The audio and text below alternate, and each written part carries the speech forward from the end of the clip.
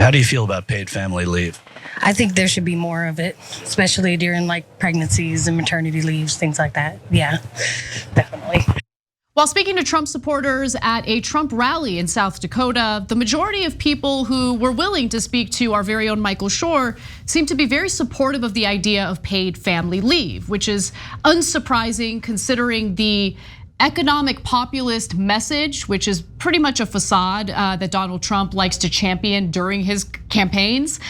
So let's take a look at more of the answers that we got from these Trump supporters, and then we'll give you more details on what others had to say. Paid family medical leave. Where do you stand on that as an issue? I think I'm all for it. I'm all for it. I think it's important. I raised my kids without it.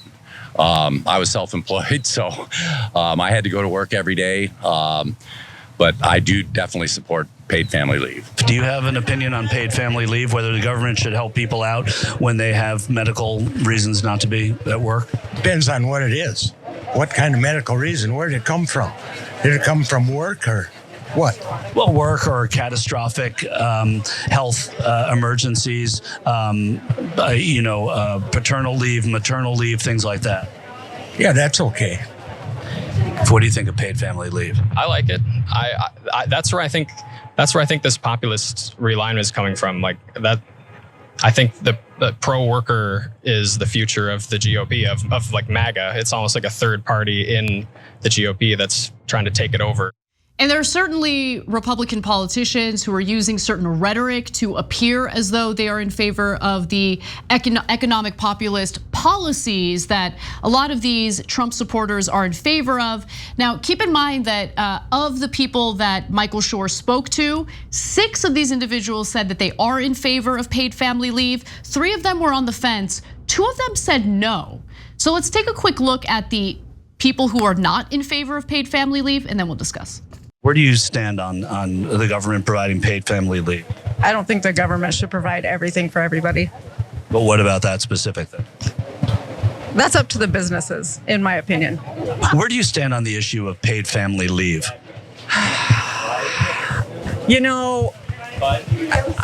I'm not in.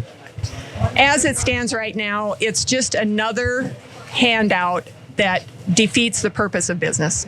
So I think, Cenk, you see the split in the Trump base, even in the Trump base, between the economic populists and then the individuals who are more concerned about the success of businesses, right? So, and I thought it was really fascinating that the 2 individuals who are against paid family leave, in this video at least, were 2 women. I thought that was a really surprising result, So, but overall, that leads us to the same exact result that you see in the polling. Polling shows that 74% of Republicans want paid family leave. And out of the 8 people that had a clear opinion, 75% of them, 6 out of 8, said they wanted paid family leave, okay? We didn't rig it at all. That was just their natural, and we talked before about we don't know what they're gonna say. Make sure that you're asking it in a fair way. We want their real opinions, right? Because a lot of media pushes out their opinion, pretending to be that it's the voters' opinions. No, we're trying to get their actual thoughts on this. And so that last guy is totally right, the young guy. We showed you him in a different video where he said he used to be a Bernie supporter, now he's supporting Donald Trump. And because he wants the Workers' Party, an outsider party, populist party, anti-establishment party. And paid family leave makes corporations pay for when for some number of weeks off, 12 weeks off, when someone has a baby. So if you're a populist, you want moms to be able to take care of their baby for 12 weeks. It's not too much to ask for, right? And so that's why the populists say yes. The corporatists go, I don't want my beloved corporations paying for a single day off. No way. Back to the mines and back to the assembly lines. But even the super MAGA guy, the old guy with the hat. I know. And he's like, once he hears it, he's like, Michael didn't even frame it as mom's needing time off. He just said someone who was really sick. And he's like, well, that's okay. No, I know. I did not expect that because he seemed super skeptical at first, right? He's like, oh, it depends on for what. Like, what are we to do? Just let people be bums and just pay them for doing nothing? I think he had that kind of thought process. But once Michael gave him a very simple description, which I agree wasn't particularly like complimentary or favorable toward the policy. It was just straightforward.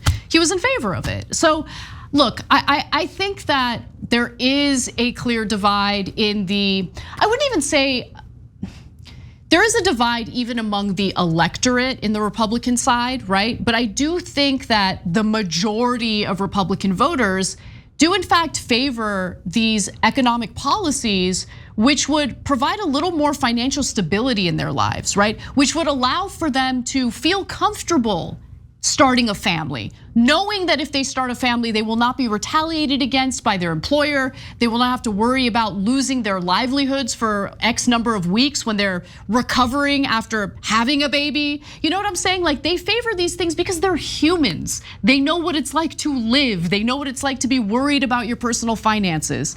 But what's really fascinating is the disconnect between the electorate, the Republican electorate, which as it stands today overwhelmingly supports Donald Trump, and then the policies that Donald Trump has championed and is planning on championing if he wins president again. So I want to tell you a new report by Politico that shows that some of the closest allies to Donald Trump are currently devising a plan to lower corporate taxes even further. Trump lowered corporate taxes from 35% to 21% back in 2017. That was highly unpopular. The majority of voters didn't like that, but his advisors are now hatching up a plan to lower the corporate taxes from 21% to 15%. Initially, that is what Trump wanted, but then he eventually settled on 21%. Now, the current corporate tax rate is 21% with the deductions and corporate tax loopholes in place. Remember how Trump tried to sell it to us? Oh, this is gonna be a middle-class tax cut.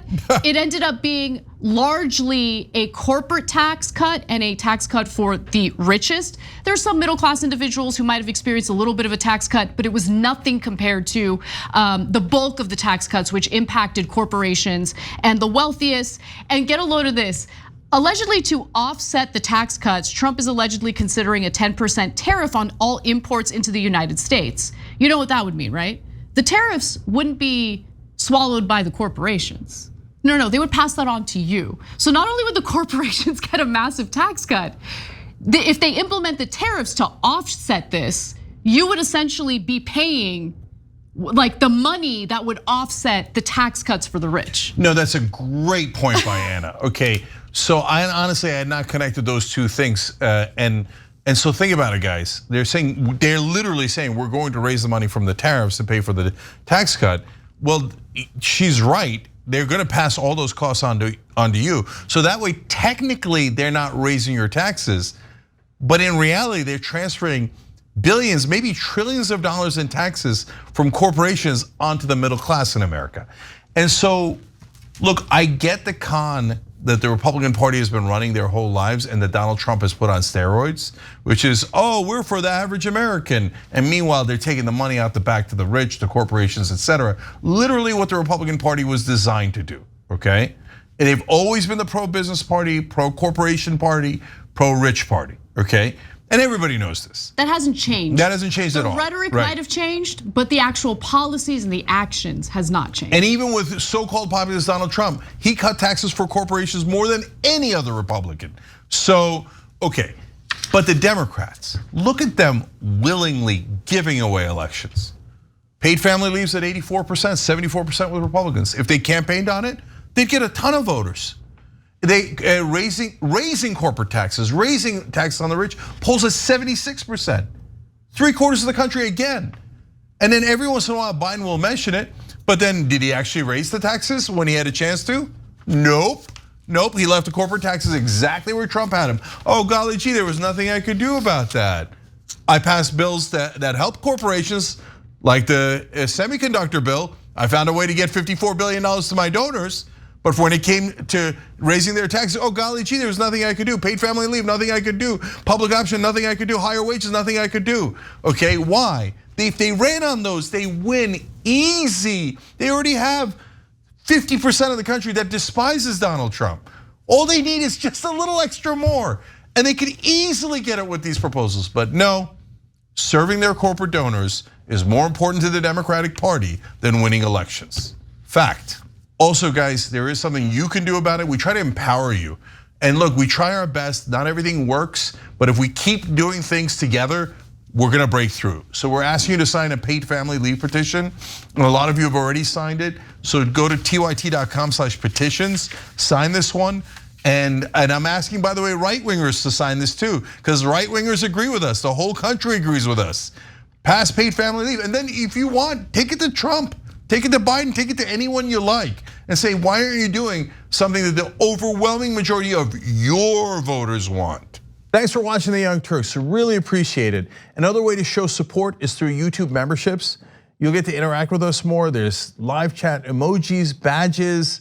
You've got emojis of me, Anna, John, JR, so those are super fun. But you also get playback of our exclusive member-only shows and specials right after they air. So all of that, all you gotta do is click that join button right underneath the video. Thank you.